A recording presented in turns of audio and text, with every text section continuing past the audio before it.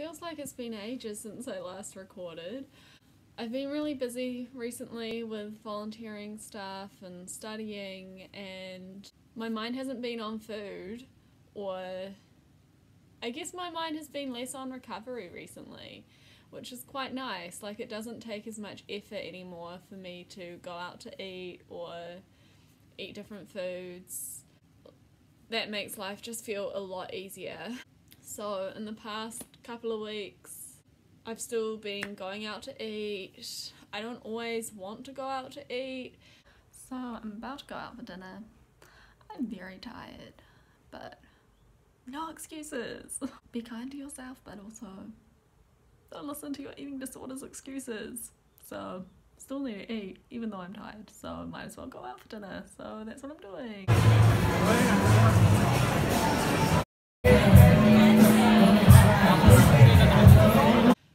But I do often push myself to do it anyway, because I know that my eating disorder is really sneaky and will find reasons. Like, even if I'm just a little bit tired, my eating disorder will be like, just don't go out to eat. You're too tired. Stay home. Eat something else. No. Like, last night I went out and I had actually a really disappointing plate of, it was meant to be a sweet and soy eggplant with coconut rice thing with like coleslaw, and it was just really bad. But I ate it anyway, all of it, and I also shared dumplings with my boyfriend, which were pretty average too.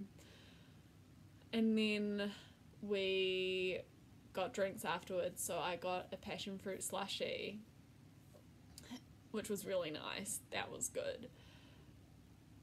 And I was also just kind of amazed that I was able to do that and not have to psych myself up for it, because in the past I would have been like, no, liquid calories, no. But it was fine.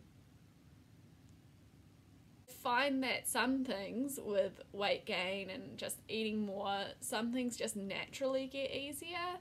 And the liquid calories thing, I think, is one of those which I've just naturally found a bit easier. Whereas other things really do require me to really consciously challenge them over and over. So now I have like 7 minutes to record while my cookies are in the oven. I'm making fruit and oat biscuits.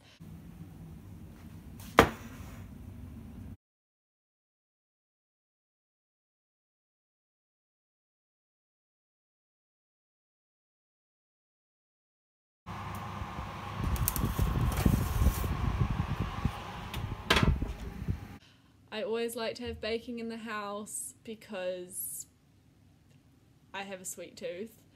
One thing that has been getting to me a lot recently is diet culture.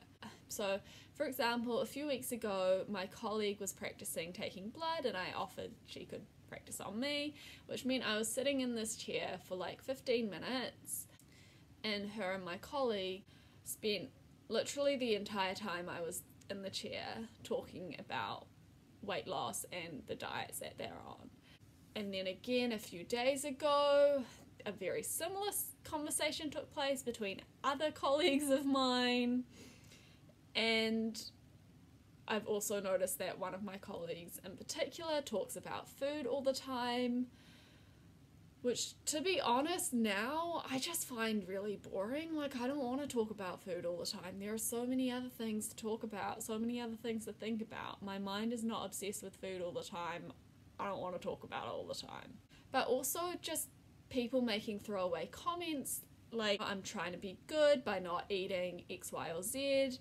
Or another of my colleagues said, man, I wish I was that person who took the stairs every day. Or someone else like lost a lot of weight and everyone was like, oh my gosh, well done.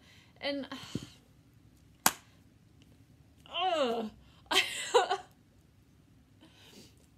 I'm at a point now where I don't find these comments triggering. Like, I do not want to diet.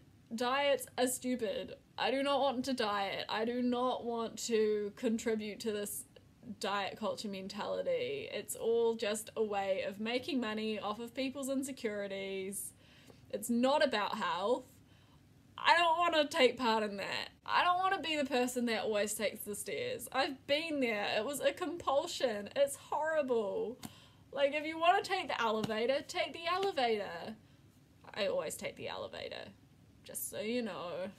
So I keep, like, my Instagram and my social media very, very limited to people who are really anti-diet. And I think sometimes it is a shock for me to hear this diet talk, because I keep myself in a pretty nice bubble, and I do my best not to hang out with people who praise dieting and are trying to lose weight, because that's just not my path.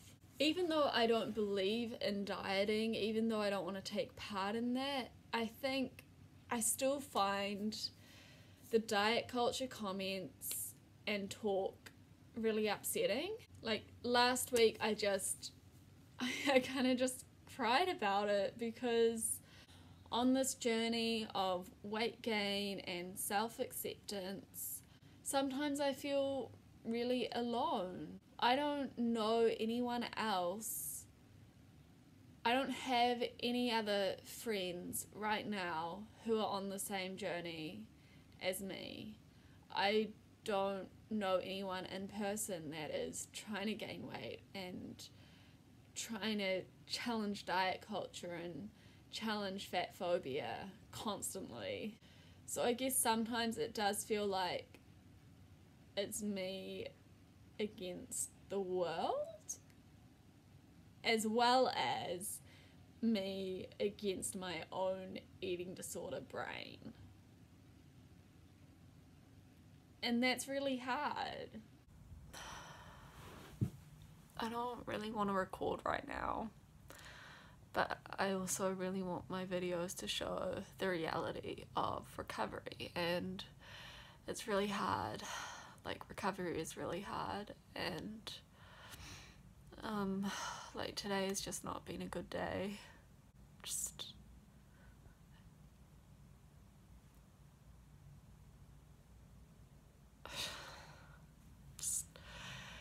feeling really uncomfortable and quite alone, I guess.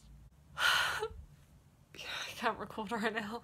I don't feel tempted to join in when people talk about the latest diet that they're on, because when I was in my eating disorder, restricting, skipping food, exercising a lot, I felt awful. And other people might praise that way of life, but I know that the reality of it sucks. It's horrible being trapped in that world of numbers and routines and rigidity. But even though I don't feel tempted, these comments, they really do make me feel pretty sad. They remind me of how much work still needs to be done to overcome the pervasive nature of diet culture. Like, my colleagues are intelligent people, yet they've still been brainwashed by the diet culture mentality. And the second part is, it makes me feel really lonely, because I will never join in with this diet culture talk. I'm never going to join in with someone on their weight loss journey, or join in with someone in their latest exercise craze or diet. And I don't want to, but I also can't help feeling like the odd one out. Like, when everyone else is nodding in agreement, praising someone for their recent weight loss, over and over, I am the only one to shake my head and say, that's not something that I think is cool. I don't aspire to do that. And if someone has lost weight, my response is not, congratulations, it's, are you okay? During my eating disorder, I felt really alone. I felt really isolated, because I was in my own world. And I didn't expect to also feel really alone in some parts of my recovery, but I do. And I know that I'm not alone, and I guess that's the point of this video. I want you to know that maybe you are surrounded as well by people who are dieting and trying to lose weight, and you feel outnumbered. But you are not alone, and I am really grateful for everyone in this community and the comments I receive, all the supportive messages, because honestly that keeps me going. That reminds me that I'm not the only one fighting against diet culture. I'm not the only one trying to accept my body rather than change it. The courageous people on Instagram, the fat activists, health at every size providers, I'm really grateful for all of those people, and I recommend that you follow people like that if you're not already, because it really does help, and it helps me when people make these diet culture comments. It helps me to remember what I've learned from these other people, that's not a path I ever want to go down again. Thank you so much for watching my videos and the supportive messages. I really appreciate them so much. And keep on going, keep challenging that eating disorder brain, keep blocking out other people's silly fad diets and exercise routines. We don't need that. This life is much better. It will never go back. And I will try to record again soon. Lots of love to you. Bye. Yeah.